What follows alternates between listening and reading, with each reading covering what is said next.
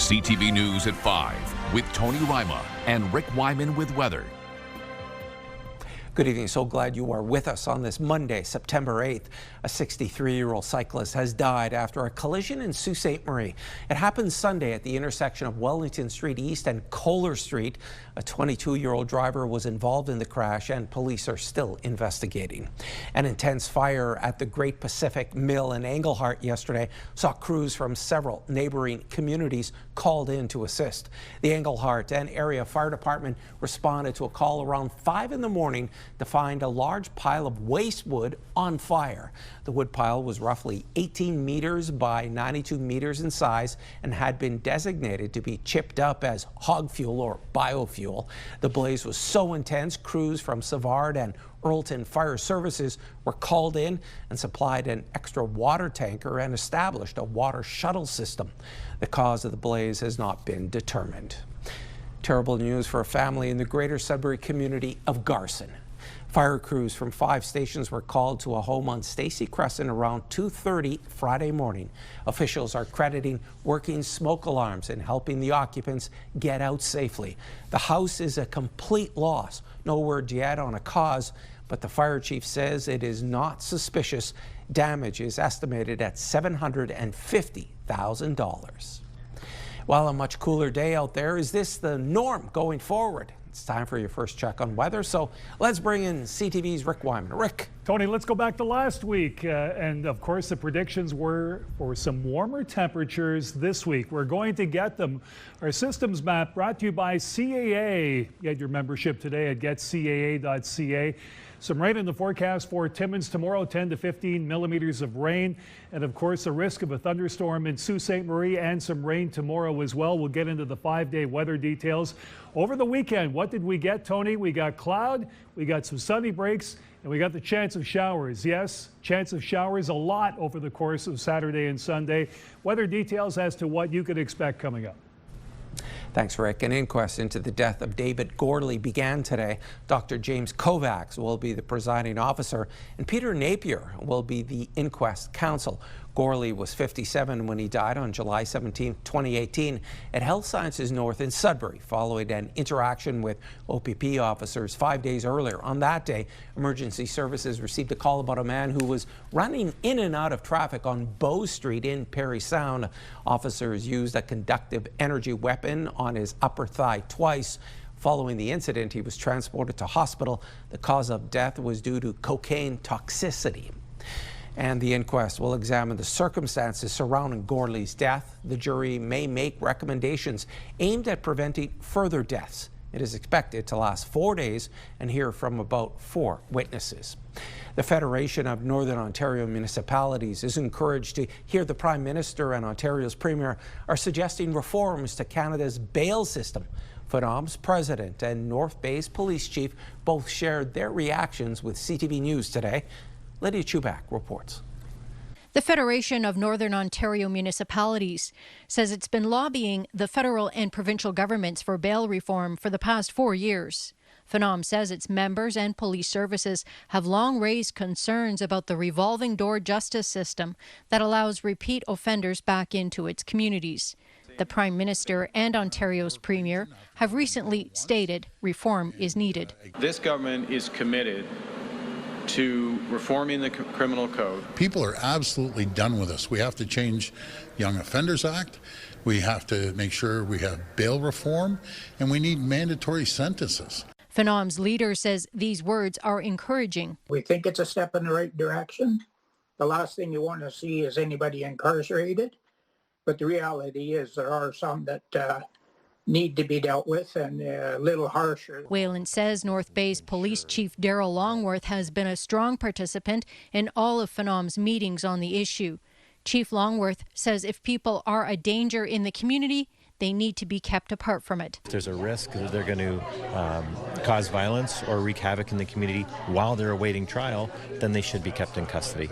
And both Longworth and FNOM say if there is not enough capacity in jails, build more. The provincial government and the federal government have to step up and do their part and make sure there's places for these people to go. Until they are built, we continue to be burdened with the extra costs.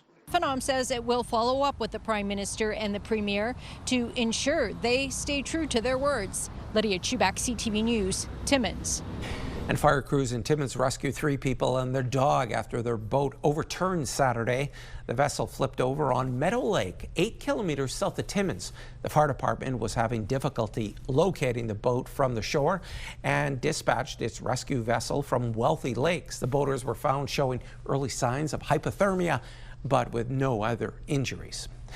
It's time for a quick break. Coming up on CTV News at 5, Rick has your full weather forecast. First, let's head to South River, south of North Bay. There's a live webcam courtesy of Northern Creations. Where are the chickens? It's 14 degrees Celsius. We'll return in just a few minutes. When you see it happen, send it to CTV News. Text 10400. From your screen to ours. Text 10400. Certainly hope you had a great weekend. Saturday, Sunday, yes, the off chance of showers and cloud cover, the odd sunny break, but we got through it and things are about to pick up. Business is going to get better. Here we go with our forecast radar. We've got some precipitation moving into the northeast for tomorrow. Timmins, 10 to 15 millimeters of rain, risk of a thunderstorm in Sault Ste. Marie for tomorrow. But after that, it does get better, as you are about to see with the 5-day numbers. Et voila, here we go. Sudbury Nickel Belt, sun and cloud for tomorrow at 21. Chance of showers on Wednesday only at 30%. 18 Thursday, 20 Friday, sun and cloud. Chance of showers Saturday at 21. We'll see what unfolds there. Meanwhile, in the Soo, risk of a thunderstorm for tomorrow. 60% chance of showers, so a good bet there for the rain. Daytime high of 20. Chance of showers Wednesday, 40% there. Thursday, it gets better, 20 with the sun. Friday, some cloud cover, 21. Yes, and I told you the temperatures would get better, Tony. 23 on Saturday in the Soo. You like that. Chance of showers at 30%. Timmins, Cochrane, Kapuskasing, 10 to 15 millimeters of rain for tomorrow. 17 your high, 17 the high on Wednesday. Chance of showers. Thursday, sunshine 17, 19 Friday with the cloud. Chance of showers on Saturday at 18 degrees for a daytime high. So the temperatures are getting better. Temiskaming Shores, Kirkland Lake, chance of showers for a couple of days. Tuesday and Wednesday, 22 and 20, 14 Thursday with the sunshine. Friday back up to 21, sun and clouds. Saturday 20 with the chance of showers. Meanwhile, in North Bay, West Nipissing, take a look at this forecast. I couldn't have written a better script. Here we go. Tuesday, tomorrow, we've got sunshine at 22, 23 Wednesday, sun and cloud, Thursday, sunshine at 17, and 20 Friday with the sun and cloud. Chance of showers on Saturday at 40%, but another warmer day, 20-degree weather. So, Tony, for those of you who enjoy sunshine, North Bay's the place to hang out this week, but it will get warmer. It will get better. Back to you. Thanks so much for that, Rick. Doki's First Nation and majority owner of a hydro dam that's located on the reserve is celebrating the first milestone of the project, a decade of operation. As CTV's Eric Tashner reports, the First Nation is reaping the rewards from the project. Nestled on the French River in Doki's First Nation is the Oki-Kindwat Hydro Station, a project that was talked about for decades, but is now a reality. The community bought into what the vision was. It all started in 1986 when former Chief Martin Restoul-Ba wondered if a dam could be built within the First Nation. And quickly, a partnership was struck between the Indigenous community and the former company Hydro Mega. I don't think this project would have happened if Hydro Mega would not have been that true partner. Dam construction began in 2013, and the station began operating 2 years later. Switchgear you see right there. Today, the $48 million 10-megawatt project ensures the lights turn on for 3,000 Ontario homes.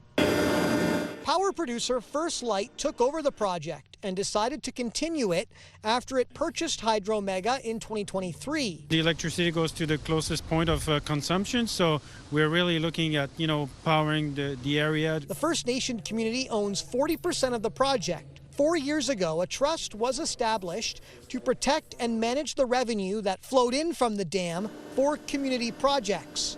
As of this spring, the trust has approved 27 projects valued at $695,000. Many of our communities want to be part of these projects early on and work towards mutually beneficial partnerships. First Light says it wants to replicate the relationship it has with Doki's First Nation with other Indigenous communities as Ontario looks to expand its renewable energy sector through solar, wind, and battery storage projects. It was one of the first partnerships in Ontario for First Nation and independent power producers. This is a perpetual asset. As long as we continue to put capital into it, we'll be generating power out of here for over 100 years. In the next 30 years, we'll see this as a stepping stone of what is to become.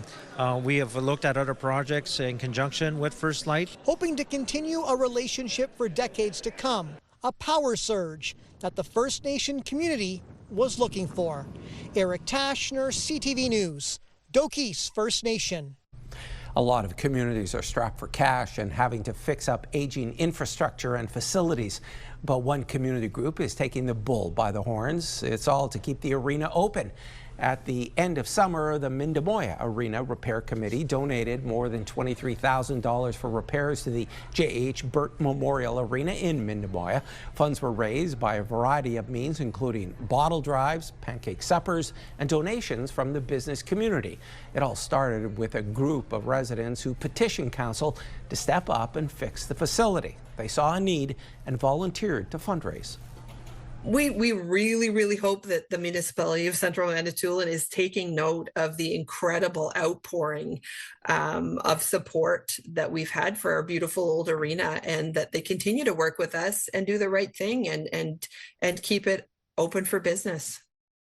And Ford says they're not done just yet. There are a lot of work to be done to get the arena into tip-top shape.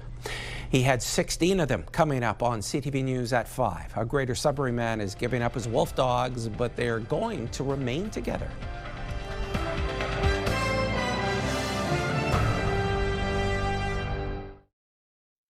A bear cub found with gunshot wounds near the Sioux is now on the mend thanks to a recent surgery. The actions of those at the Bear With Us Center for Bears and the National Wildlife Center mean that the young bear will survive the shot to the head.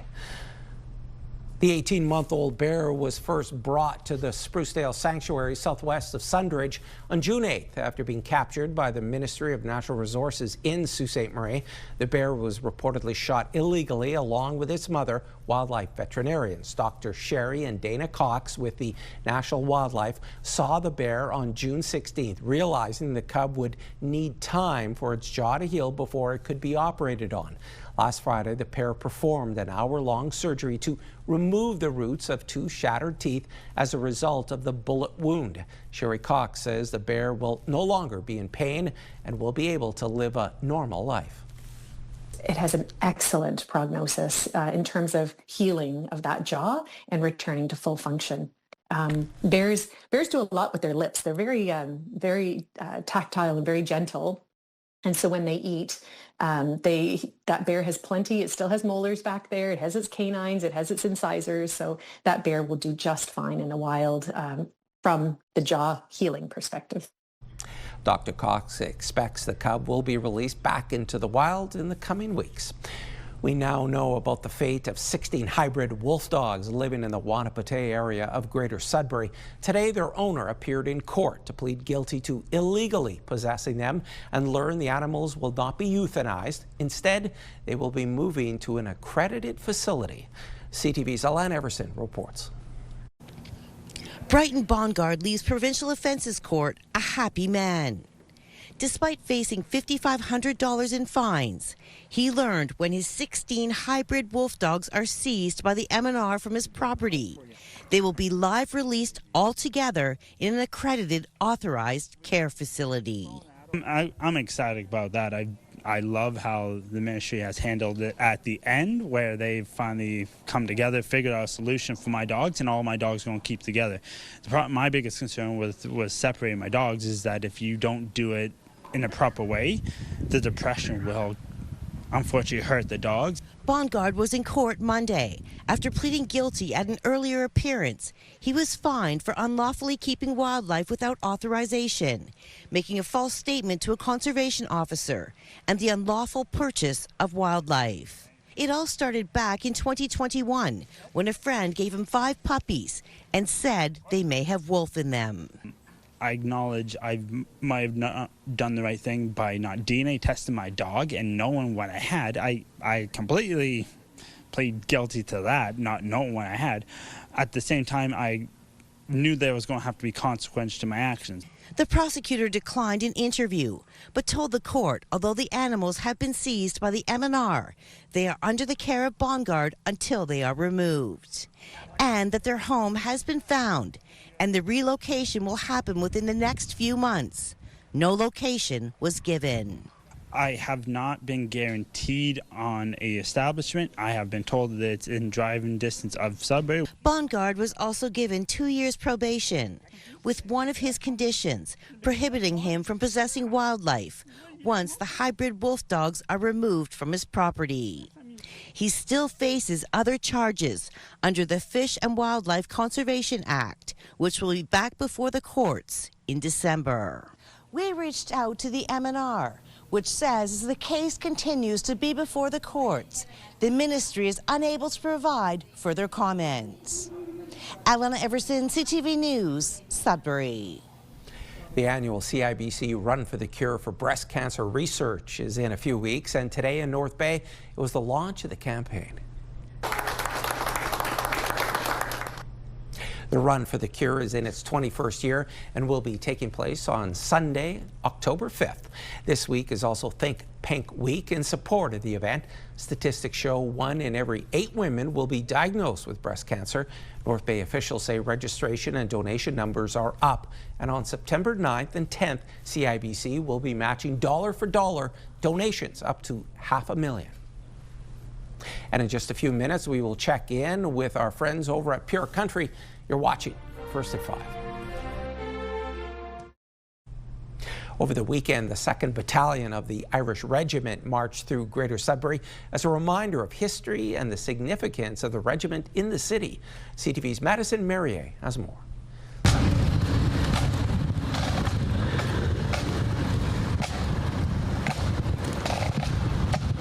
On Saturday, many saw the 2nd Battalion of the Irish Regiment march through the streets with bayonets fixed, colors flying, and drums beating. It goes back to the War of the Roses back in England, and when, armies used to attack castles. So it goes from like that, and we still carry on that tradition today. It's obviously, we're not attacking castles or anything, but, just to have that support from the city, that they know who we are, we know who they are, and we work together. It's a huge part of showing our regiment, but also vice versa, our regiment showing the community our commitment to it. The parade marched to Tom Davies Square, where Lieutenant Colonel Langdon knocked on the door and was granted freedom of the city. We wanted to honor that and to welcome and to just reiterate, the relationship between the regiment and the city of Greater Sudbury and the importance of the value that we place in the men and women that serve and that live in our community. In our city right now, we currently have serving members over in Latvia, and again, our community should recognize that we do have members locally that are willing to go and serve on our behalf. The parade took place 1 month before the group's 110th anniversary and the 60th year of being stationed in Sudbury. This permission has been granted to the regiment 3 times since they moved to Sudbury from Toronto in 1965. They threatened to shut the regiment down, and instead of them shutting it down, the former captain, who was a senior magistrate here in Sudbury, said, I don't want my regiment to shut down. So he ended up, him and a few other people were involved in bringing the regiment up to Sudbury. This weekend also saw a change in command as Lieutenant Colonel Tracy East, who took over as Deputy Commanding Officer after the parade, also became the new Lieutenant Colonel of the 2nd Battalion of the Irish Regiment here in Sudbury and the Algonquin Regiment from North Bay and Timmins. Madison Merrier, CTV News, Sudbury.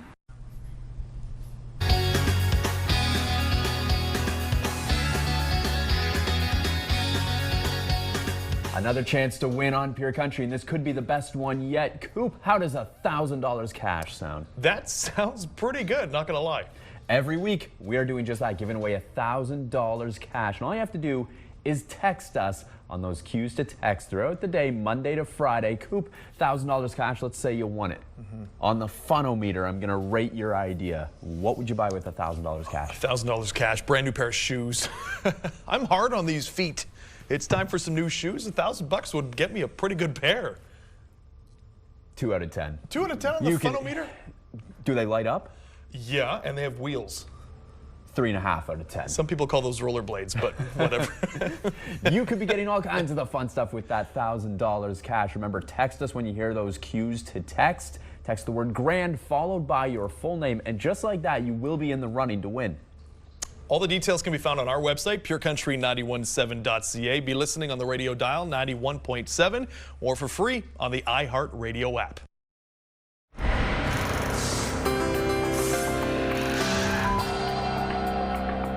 Our first community close-up comes to us from Timmins at the local fair on the weekend. The Rotary Club of Timmins Porcupine collected hundreds of teddy bears for children in crisis. At the Stuff and Ambulance, Rotary members collected and bagged more than 470 teddy bears that will go to Timmins and District Hospital and emergency service providers throughout the region. Still in Timmins, Marcelo Roux emailed us this photograph. He says the birds are certainly enjoying the red fruit from the mountain ash trees. Thanks so much, Marcel. And check out this video sent to us by Irene Pozo of Sault Ste. Marie. Look at the waves crashing onto the shores at Marplette Bay on Lake Superior, north of Sault Ste. Marie. Thanks for thinking of us, Irene. Finally, one of the biggest running and fundraising events of the year is happening on Sunday. Millions will be lacing up their running shoes to raise money for cancer research in the name of Terry Fox. This year will mark the 45th anniversary of the event. Officials say it's special in northeastern Ontario, where Terry spent a lot of his time while on the Marathon of Hope. And there's more news for the North coming up at 6 o'clock. For now, continue watching as we hand things over to CTV National News.